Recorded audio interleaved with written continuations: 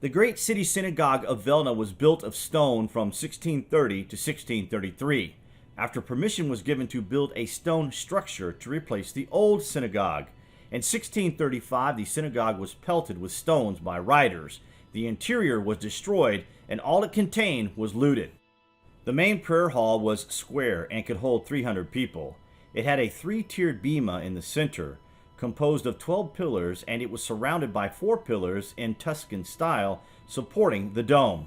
The two-tiered Holy Ark on the eastern wall was a splendid structure, with gilded wood carvings representing plants, animals, and Jewish symbols, with a double-headed eagle on top.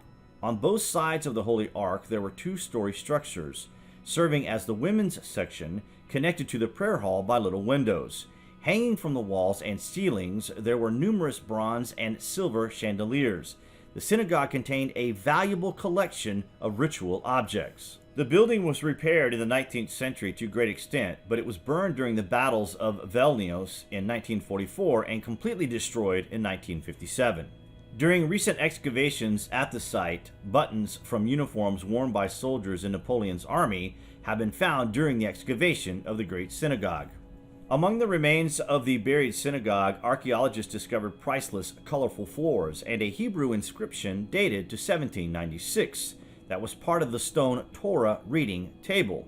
Specialists from the Israeli Antiquities Authority and Lithuanian conservation officials have been excavating the site each summer for the last 4 years.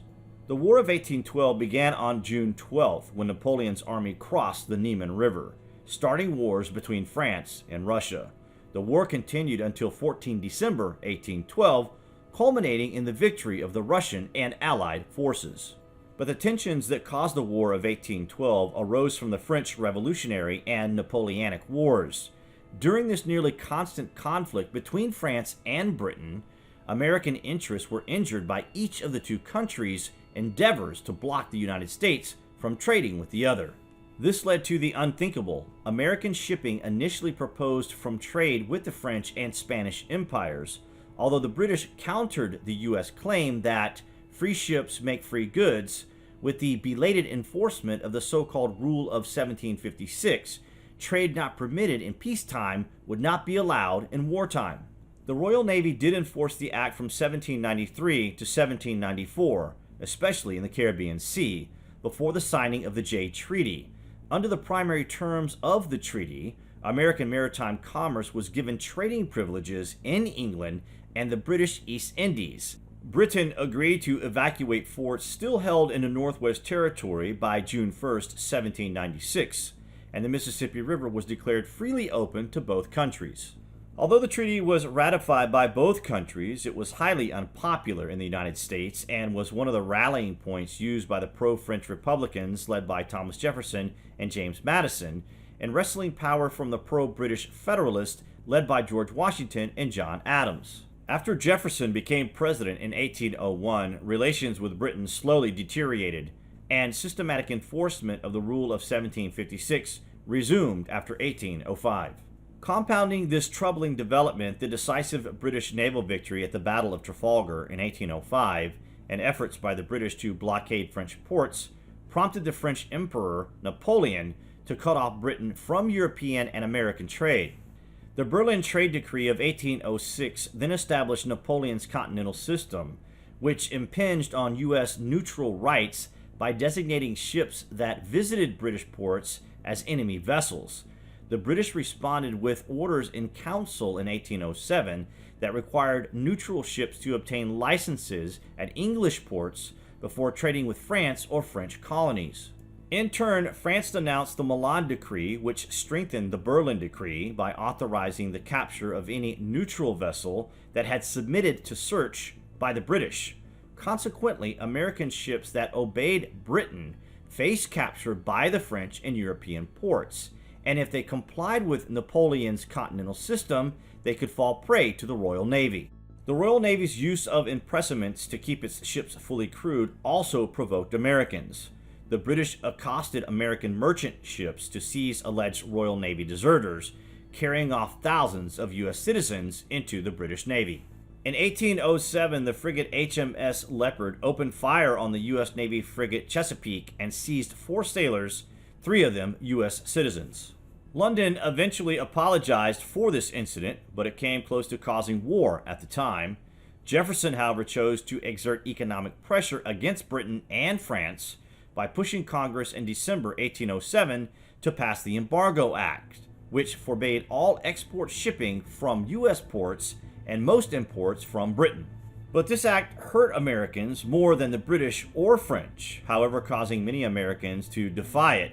Just before Jefferson left office in 1809, Congress replaced the Embargo Act with the Non-Intercourse Act, which exclusively forbade trade with Great Britain and France. This measure also proved ineffective, and it was replaced by Macon's Bill No. 2 in 1810, that resumed trade with all nations, but stipulated that if either Britain or France dropped commercial restrictions, the United States would revive non-intercourse against the other. In August, Napoleon insinuated that he would exempt American shipping from the Berlin and Milan decrees, although the British demonstrated that French restrictions continued.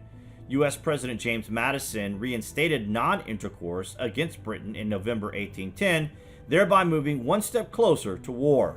Britain's refusal to yield on neutral rights derived from more than the emergency of the European War. British manufacturing and shipping interests demanded that the Royal Navy promote and sustain British trade against American competitors. The policy born of that attitude convinced many Americans that they were being consigned to a de facto colonial status. Britons, on the other hand, denounced Americans' actions that effectively made the United States a participant in Napoleon's continental system. As a colony of Great Britain, Canada was swept up in the War of 1812 and was invaded several times by the Americans. The war was fought in Upper Canada, Lower Canada, on the Great Lakes and the Atlantic, and in the United States. The Peace Treaty of Ghent of 1814, which ended the war, largely returned the status quo. However, in Canada, the war contributed to a growing sense of national identity, including the idea that civilian soldiers were largely responsible for repelling the American invaders. In contrast, the First Nations allies of the British and Canadian cause suffered much because of the war. Under increasing pressure, Madison summoned the U.S. Congress into session in November 1811. Pro-war Western and Southern Republicans, known as Warhawks at this time, assumed a vocal role, especially after Kentucky Warhawk Henry Clay was elected Speaker of the House of Representatives. Madison sent a war message to the U.S. Congress on June 1, 1812, and signed the Declaration of War on June 18, 1812. The vote seriously divided the House 79 to 49, and was gravely close in the Senate 19 to 13. Because seafaring New Englanders opposed the war, while Westerners and Southerners supported it, Federalists accused war advocates of expansionism under the ruse of protecting American maritime rights. Expansionism, however, was not much of a motive, as was the desire to defend American honor. The United States attacked Canada because it was British, but no widespread aspirations existed to incorporate the region. The prospect of taking East and West Florida from Spain encouraged Southern support for the war. But Southerners, like Westerners, were sensitive about the United States' reputation in the world. Furthermore, British commercial restrictions hurt American farmers by borrowing their produce from Europe. Regions seemingly removed from maritime concerns held a material interest in protecting neutral shipping. Free trade and sailors' rights was not an empty phrase for those Americans. The onset of war both surprised and chagrined the British government, especially because it was preoccupied with the fight against France. In addition, political changes in Britain had already moved the government to assume a conciliatory posture towards the United States. British West Indies planters had been complaining for years about the interdiction of U.S. trade and their growing influence, along with a deepening recession in Great Britain, convinced the Liverpool ministry that the Orders in Council were averse to British interest. On June 16th, 2 days before the United States declared war, the orders were suspended. Some have viewed the timing of this concession as a lost opportunity for peace, because slow transatlantic communication meant a month's delay in delivering the news to Washington. Yet because Britain's impressment policies remained in place and frontier Indian wars continued, in all likelihood the repeal of the orders alone would not have prevented war. The origins of the War of 1812 were in the conflicts that raged in Europe for almost 2 decades after Napoleon Bonaparte became First Consul, later Emperor of France. These Napoleonic Wars between 1799 and 1815 caused Great Britain to adopt measures that greatly aggravated the United States. That's all from us for the moment, guys. You can let us know below what you are thinking, and as always, thank you for watching.